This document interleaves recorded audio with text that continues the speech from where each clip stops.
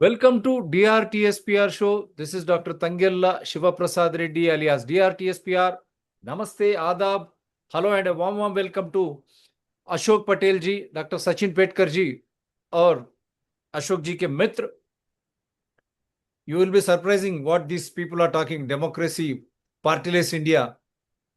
Yes, democracy, partyless India. If it has to survive, you need health. Health is wealth. स्वास्थ्य भी, नागरिकों का स्वास्थ्य भी एक मुख्य अंश है. तो आज कोविड के समय, महामारी के समय किस तरह विश्वव्यापी में एक डर पैदा किया गया. मैं भी एक डॉक्टर हूं, यही हाथ से काफी कुछ with documented evidences we have said cure will come from the mouth of the patient. So the patients were scared into submission. उनको, नागरिकों को डराया गया. हमने कोविड क्राइम्स के एक सीरीज कर रहे हैं. विश्व में क्या हो रहा है, doctor Anthony Fauci, world health organisation जिस तरह पकड़ा गया वहां अमेरिका में, सबका पोल खुल जा रहा आज. लेकिन इसके नाम पे कितने लोग मर गए, और उसके बाद में टीका, वैक्सीनेशन, कोविड कितने लोग मर गए, कोई समाचार हमारे मोदी की सरकार नहीं दिया. ना प्रतिपक्ष भी चुपचाप सहते रहे, क्योंकि उनको पूरा डिस्टिल्ड वाटर वैक्सीनेशन दिया गया. हम चैलेंज भी कर रहे हैं, आम लोग मेडिसिन वैक्सीन लेके किस तरह बुरी तरह से घायल हुए. तो आज राजकोट गुजरात में क्या हुआ, 2020 से लेके हमारे अशोक पटेल जी, उनके साथ डॉक्टर सचिन भी, ये लोग इकट्ठा करके ये महामारी के खिलाफ समाचार प्राप्त करने के लिए भी कितना उनको वहां पर एक तरह की युद्ध करना पड़ा. और आज भी ये अंश जो है मुख्य अंश है. काफी लोग मर रहे हैं वैक्सीन लेने के बाद. कोविड के डर से भी काफी लोग, they lost their employment. So ये खाली, I will show one video, Anthony Fauci किस तरह बुरी तरह से फंसे. तो सॉरी, टू शेयर. बाद में हमारे अशोक पटेल जी आपको सब कुछ बताएंगे. Not prosecute you and pardon you for anything you did in the last 10 years. I think there's a possibility the court says that's vague and not specific, and you can't give people some kind of pardon for everything and over such a long period of time. I think there's a chance we'd win that. I think it ought to be fought. We have two clear-cut cases against him: lying to Congress, which is a felony, but also destroying public records. We now have emails that he distributed to Francis Collins and others saying, hey, read this and then destroy it. That is against the law. You're not allowed to do that in the executive branch. It's clear. You know, his only argument is, oh, it wasn't about government, and it clearly was, and I think a jury would decide. So I still would prosecute him. Is it too vague to say, I'm going to prosecute you for, not prosecute you and pardon you for anything you did in the last 10 years? I think there's a possibility the court says that's vague and not specific. तो ये clearly जिस तरह समाचार को नष्ट किया है Anthony FOSSEE, जो विरुद्ध था, शास्त्रीयता के विरुद्ध और जो हकीकत के विरुद्ध, सच के विरुद्ध था, बचने के लिए डॉक्टर एंथोनी फॉसी, जिसने पूरे विश्व में वर्ल्ड हेल्थ ऑर्गेनाइजेशन के थ्रू, बिल गेट्स के थ्रू एक डर का माहौल, फिजिकल डिस्टेंस, वैक्सीन, क्वारंटाइन, क्या क्या नहीं किया, वो बदमाशी उसकी पकड़ी गई. उन्होंने वहां पर यूएस कांग्रेस, हम जो पार्लियामेंट लोकसभा कहते हैं, वहां पर भी जाके झूठ बोला, और फेलोनी बोलते हैं वहां, वहां भी वो पकड़ा गया. और साथ में जो रिकॉर्ड्स थे उसको उन्होंने खत्म किया, और लेकिन उनके ईमेल्स, वो सब कुछ वहां पकड़ा गया. तो इसी तरह की साजिश देश में हमारे हुआ. हम सीधा अशोक पटेल जी के साथ चलते हैं. समाचार अगर सही है, कोविड-19 क्यों नहीं दिया गया? अशोक पटेल जी प्लीज. जी जी, हाँ, स्क्रीन शेयर करने का ऑप्शन वो दे दीजिएगा हमारे. मैं दे रहा हूँ. हाँ, ये साथी को, अशोक भाई पटेल जो लिखा ना, उनको. ओके, अभी मैं अपना बात शुरू करता हूँ. या आप, आई थिंक आप है उसमें, you can share the screen. Yes, okay. So now I am starting. वर्ष 2019 और 2020 में एक जानलेवा बीमारी और महामारी का भय जो है दुनिया भर में फैल गया था या कि फैला दिया गया था, यह आज तक भी किसी भी देश की सरकार ने या तो दूसरे विश्व युद्ध के बाद सारी दुनिया का एकाधिकार और ठेका खुद बखुद ही तय करके देशों की सरकारों को अपना सदस्य बनाकर उस सत्ता की घोषणा करने वाले वैश्विक संगठनों के द्वारा तय नहीं किया जा सका है। भारत में जो देश के पीएम नरेंद्र मोदी के द्वारा अचानक ही 24 मार्च 2020 की शाम को 8 बजे टीवी पर प्रकट होकर विश्व आरोग्य की ठेकेदार संस्था के मार्गदर्शन में या तो न मालूम उस चेपी और इन्फेक्शियस कहे जाने वाली महामारी से जान बचाने का दावा करने वाले किन व्यक्तियों के मार्गदर्शन में देश भर में लॉकडाउन की घोषणा कर दी गई थी, यह देश के लोग आज तक भी नहीं समझ पाए हैं, नहीं जान पाए हैं। रातों रात पूरे देश में सन्नाटा छा गया था। सरकार के भय से लोगों ने अपने अपने मुंह और नाक ही नहीं, कान और दिमाग भी स्वेच्छा से बंद कर लिए थे। 2 गज की दूरी है बहुत जरूरी का सूत्र सरकार और अदृश्य विश्व सत्ता के द्वारा फैला दिया गया था। करोड़ों लोग जो कि अपने अपने घरों में, अपने अपने घरों से दूर रोजी रोटी की तलाश में तन तोड़ मेहनत करते हुए अपना जीवन बेखौफ जी रहे थे। हाँ, बेखौफ जी रहे थे। वे अचानक ही राजमार्गों पर भागने लगे थे। 1000, 1200, 1500 किलोमीटर की यात्रा क्या ही कहें, यूं कहिए कि पलायन करने लगे थे। ये जरा बालाजी वो स्क्रीन शेयर का ऑप्शन नहीं दिया गया है, दे दीजिए जरा। ये दिया गया सर, अभी स्क्रीन- देखता हूं, अभी चेक करता हूँ स्क्रीन शेयर। अभी।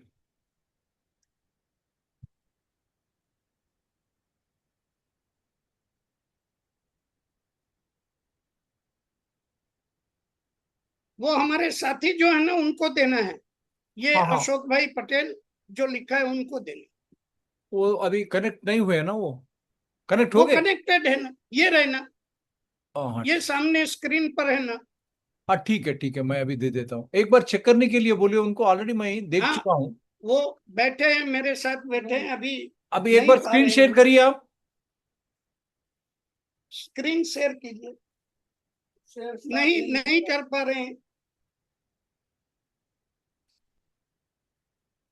तो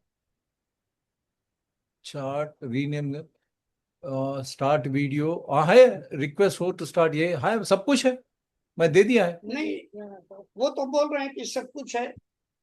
ओनली द, यहाँ लिखा है only the host can share in this meeting. Allow only the host participants to chat rename unmute themselves. Start video भी दिया मैं। स्टार्ट वीडियो का मतलब, एक सेकंड मैं और देखता हूं यहाँ पर।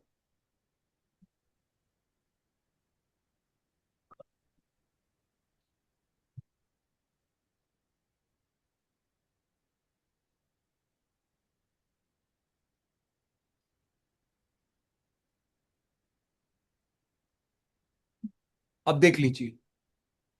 अब देखिए, हाँ अब हो रहा है, हो रहा है। तो अभी मैं ये बता रहा था कि करोड़ों लोग जो कि अपने अपने घरों से दूर रोजी रोटी की तलाश में तनतोड़ मेहनत करते हुए अपना जीवन जो बेखौफ जी रहे थे, वे अचानक ही राजमार्गों पर भागने लगे थे। पैदल ही 1,000, 1,200, 1,500 किलोमीटर की यात्रा तय करके क्या ही कहें, यूं कहिए कि पलायन करने लगे थे। तो क्या उस वक्त की स्थिति थी, वो अभी यहाँ स्क्रीन के ऊपर हम दिखाने जा रहे हैं। तो ये स्क्रीन के ऊपर एक छोटा सा वीडियो है, 30 सेकंड का ये वीडियो यहाँ हम दिखा रहे हैं, देखिए। साउंड लगाइए सर, वॉल्यूम। वॉल्यूम नहीं है क्या मालूम। ठीक है, समझ जाएंगे, लोग समझ जाएंगे। हाँ, ये उस वक्त की स्थिति दिखा रहे हैं, मास्क वगैरह ये सब कुछ। 30 सेकंड का वीडियो है ये, कोविड अस्पतालों में। और एक बार दिखाइए सर। और एक बार दिखाइए भाई, साउंड जरा देखिए ना, क्यों नहीं हो रहा। ये देखिए, सुनसान पड़ा हुआ है, बिल्कुल सन्नाटा है। और देखिए, स्प्रे हो रहा है, सैनिटाइजेशन हो रहा है, और ये लोगों को 2 गज की दूरी बहुत जरूरी है। अस्पतालों में देखिए किस तरह से कोविड अस्पतालों में ये देखिए खत्म हुआ। तो ऐसे माहौल में जब सरकार ने और देश के लोगों ने जैसे न ही मरने की कसम खा रखी थी, और कुछ भी सोचे बिना या तो सवाल किए बिना ही सिर्फ और सिर्फ भय फैल रहा था, या तो अगर वास्तविकता कहें तो भय फैलाया जा रहा था। सब लोगों ने और सरकारों ने किसी को भी न मरने देने का जैसे कि युद्ध छेड़ रखा था। तब गुजरात के राजकोट में मेरे यानी कि अशोक भाई पटेल के सहित कुल 27 लोगों ने देश के prime minister, president, attorney general, chief justice of India और गुजरात राज्य के जिम्मेदार पदाधिकारियों सहित कुल 23 महानुभावों को तारीख 11 जून 2020 को एक पत्र लिखा, जो कि हिंदी में है। उसके द्वारा यहाँ दिखा रहे हैं हम उस पत्र को। ये शुरुआत हुई 11 जून 2020 के इस पत्र के द्वारा। ये करीब 9 पेज का लेटर है। इस लेटर को यहाँ हम स्क्रीन के ऊपर ला रहे हैं। उसके तो मुख्य अंश उसके पढ़िए, द्वारा, उसके मुख्य अंश हाँ पढ़िए। हाँ, मैं पढ़ रहा हूँ। हाँ, दीजिए ना भाई, दीजिए ना, क्यों नहीं दे रहे आप? दीजिए, यहाँ नहीं आ रहा ना। हेलो, हाँ तब ठीक तक है, मैं उसका अंश पढ़ रहा हूँ। पढ़िए। ये जून 11, 2020 में प्रधानमंत्री को लिखे थे, हाँ हमारे हाँ हाँ राष्ट्रपति को लिखे हैं, भाई, अटॉर्नी आपके जनरल को, स्क्रीन ऊपर सभी मान्यवर को इन्होंने एक पत्र लिखा। आज तक उसका ठीक है। सूची क्या हुआ अब बताएंगे। हाँ, मैं बता रहा हूँ। उस असमंजस के भयभीत माहौल और परिस्थिति में सत्य को उजागर करने के इरादे से अपने अपने जीवन की आहुति यानी अपना बलिदान देने की तैयारी दर्शाई थी। उस पत्र के द्वारा लिखित रूप से 27 लोगों ने अपने दस्तखत करते हुए अचानक ही बरसाती मेढक की तरह से उठ खड़े हुए। यह कार्यक्रम के तहत खड़े किए गए कोविड अस्पतालों में भय के मारे थर थर कांप रहे कोविड पेशेंट्स के साथ 14 दिनों के घोषित रामबाण, ये रहा वो लेटर, घोषित Wonderful. रामबाण उपाय जैसे उस क्वारंटाइन पीरियड में बिना किसी सुरक्षा के उनके साथ रहने के लिए अनुमति मांगी थी, जिससे कि देश के लोगों के सामने उस न मरने या मरने देने की जिद के सत्य को उजागर किया जा सके और असमंजस तथा भय की उस भयानक स्थिति का सच देश के लोग जान सके, यानी कि देश के निर्दोष लोगों को भयमुक्त किया जा सके। तब से लेकर आज तक सत्य और असत्य के बीच का वो संघर्ष आज तक चालू ही है। अब तक ना तो दुनिया में कोई जान सका है और ना ही हमारे देश में ही पूरे आत्मविश्वास और दहाड़ के साथ उस सत्य को उजागर ही किया गया है। 27 लोगों ने दस्तखत किए 11 जून के उस पत्र में, और उस पत्र का कोई भी जवाब कहीं से भी आज तक भी ये रहे उनके नाम 27 लोगों के दस्तखत ये रहे। और उस पत्र के साथ शुरू हुई सत्य के शोध की यात्रा निरंतर देश के प्रशासकीय विभागों में, पुलिस थानों में और अदालतों में किस तरह से चली जा रही है, उसका एक ब्यौरा क्रोनोलॉजी वार यानी कि तारीख वार इस समाचार शो के इस वीडियो के द्वारा हम बताना चाहते हैं।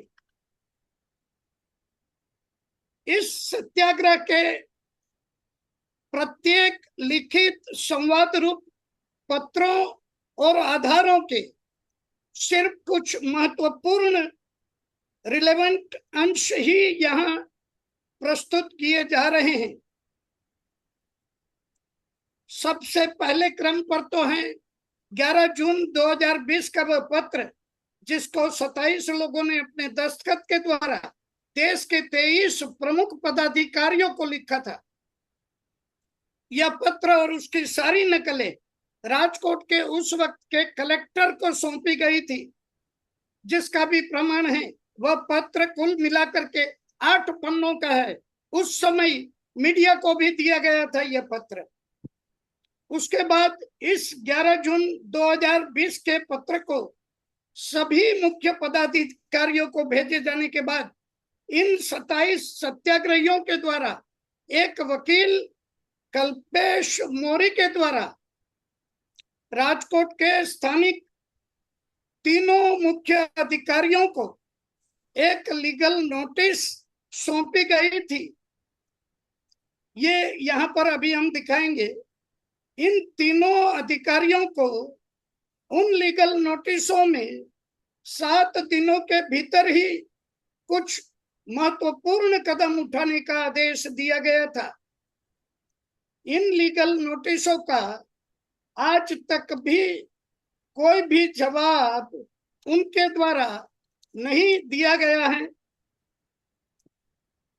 आज तक भी दूसरे क्रम पर कोई समाचार नहीं है, कोई वहां से ना कोई नहीं है, कोई नहीं है, कोई समाचार नहीं।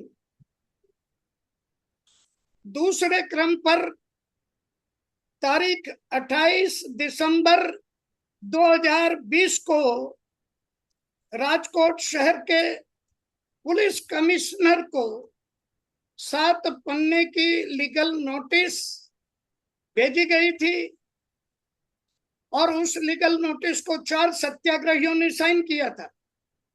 ये पुलिस कमिश्नर को। उसके बाद तीसरे क्रम पर 12 जनवरी 2021 को राजकोट म्युनिसिपल कॉरपोरेशन के म्युनिसिपल कमिश्नर को 10 पन्नों की लीगल नोटिस भेजी गई थी। यहाँ वो पीडीएफ हैं, मगर क्या मालूम वो खुल नहीं रहे हैं अभी।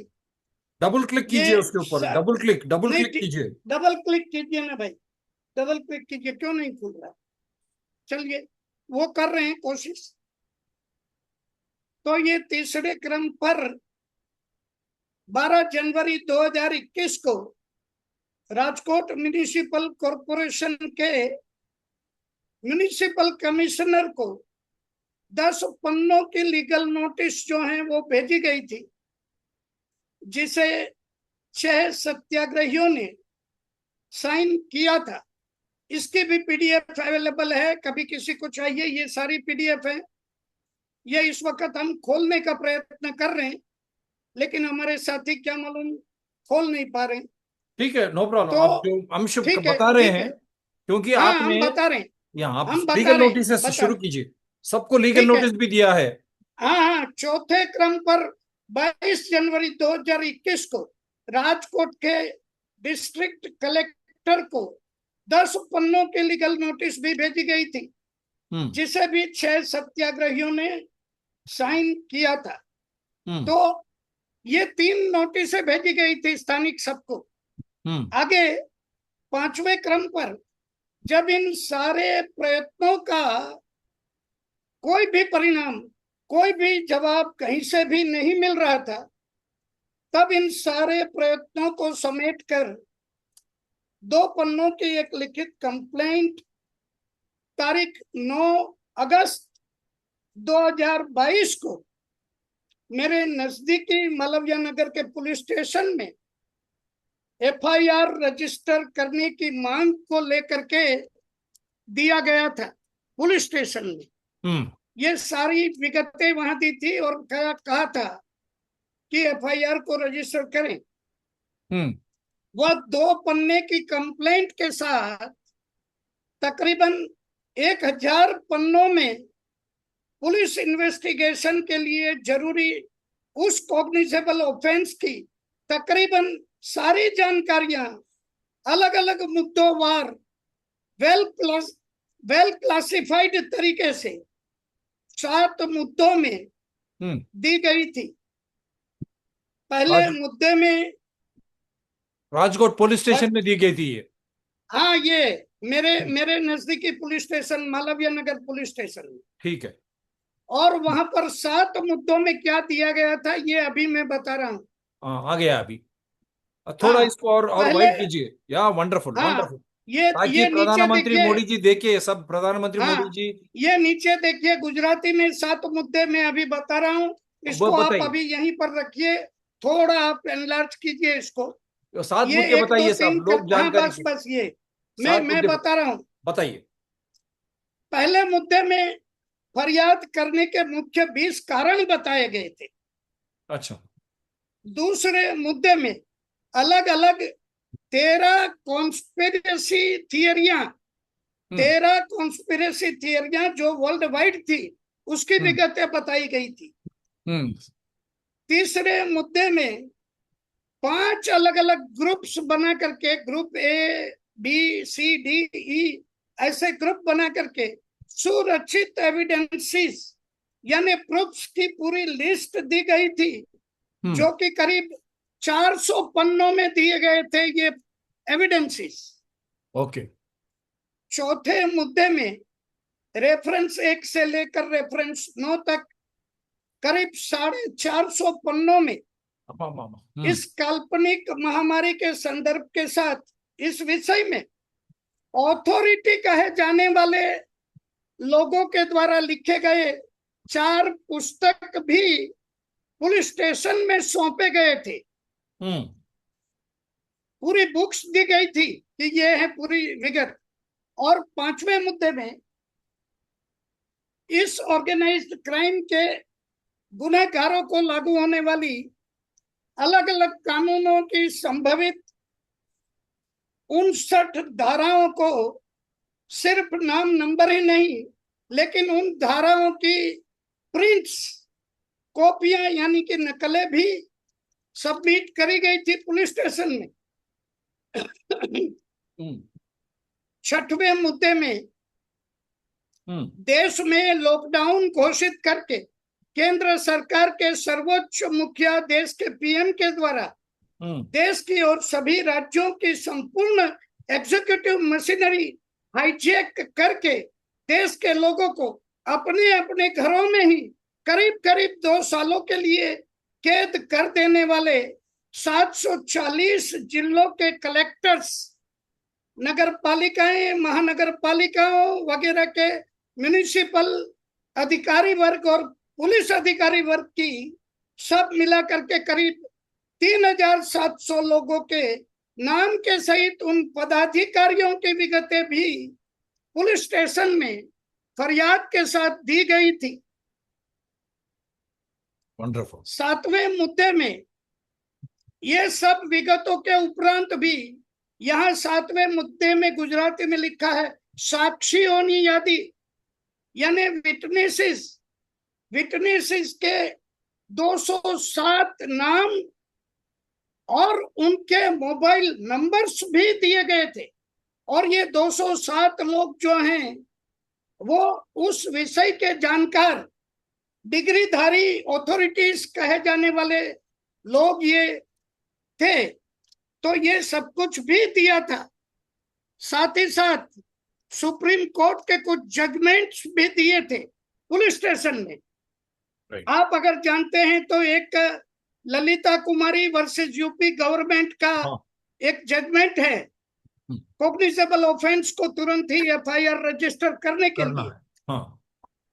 तो यहाँ पर ये देखिए, ये पूरा ये दिखाई दे रहा है, ये 4 किताबें और ये पूरा का पूरा ये देखिए 1000 पन्ने का ये जो है पूरा बंडल है, ये वीडियो के द्वारा हम आपको दिखा रहे हैं।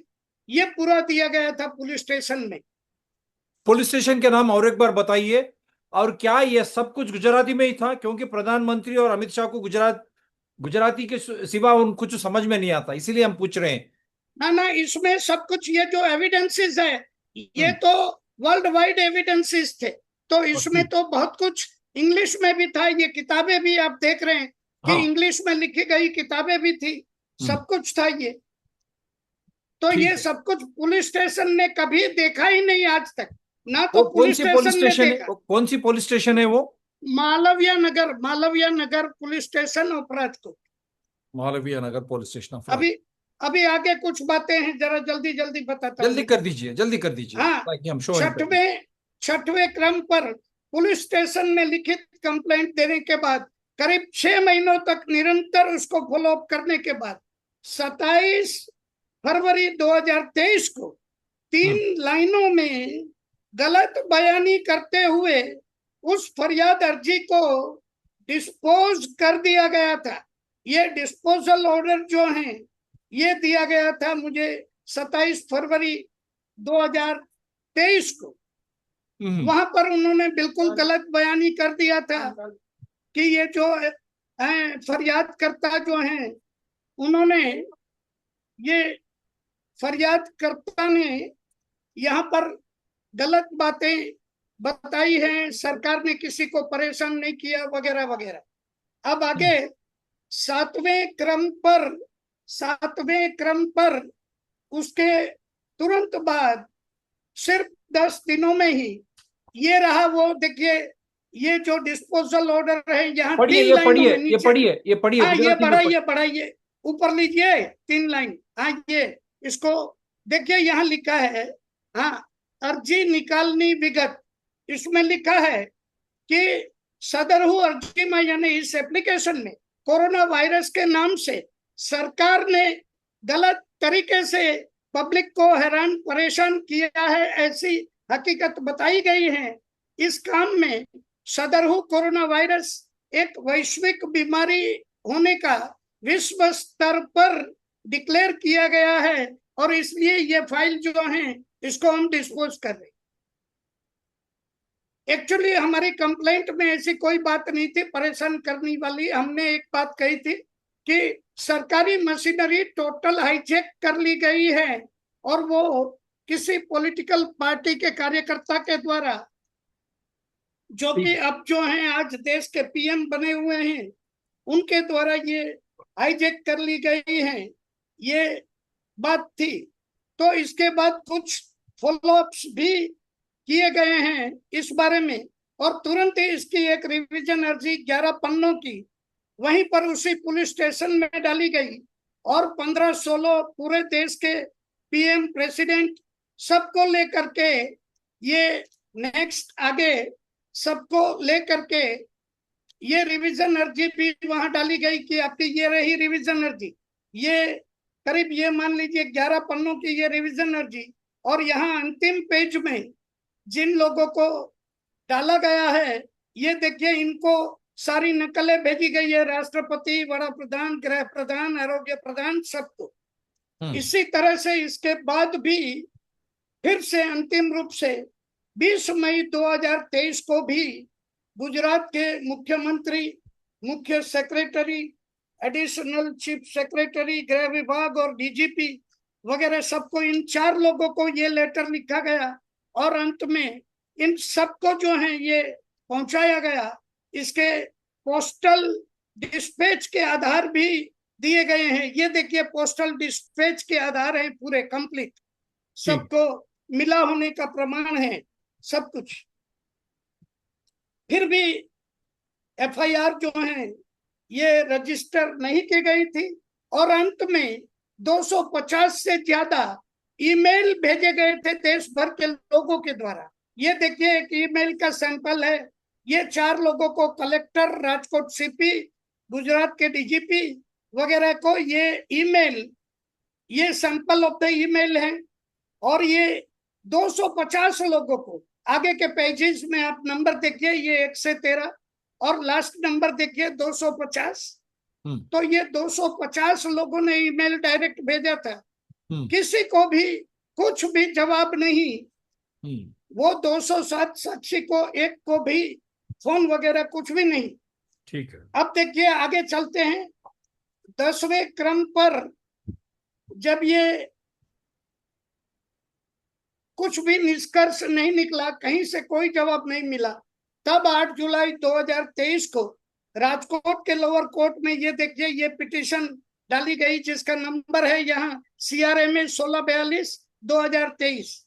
ठीक। और ये लोअर कोर्ट में ये CRPC 156(3) के तहत पुलिस स्टेशन को आदेश करने के लिए कि ये FIR रजिस्टर करी जाए।